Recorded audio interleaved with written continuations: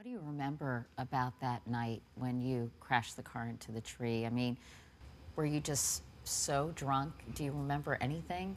I remember driving home, and I don't remember the accident itself, but I don't think I'll ever be able to forget waking up in the car. The shattered glass everywhere, my hands covered in blood, the cars speeding past, nobody stopping. That feeling when I looked to my right and saw there was someone sitting in my passenger seat, but I didn't know who it was. Grabbing her hand, trying to wake her up, and getting no response. Those are things you don't forget. I was thinking, as I heard your story, like, how do you begin? How in the world do you begin to pick up the pieces? Initially, I blocked out everything else except physically getting better.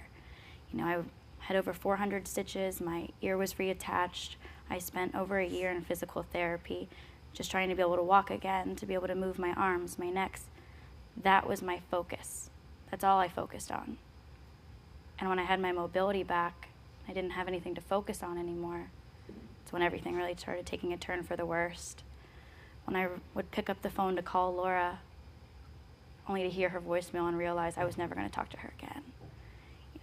Going through this, dealing with it, the legal aspect, the physical, spiritually, that's hard enough. To not have your best friend there to go through it with, to be able to call on, to know you're the reason you can't call her. That's an indescribable feeling.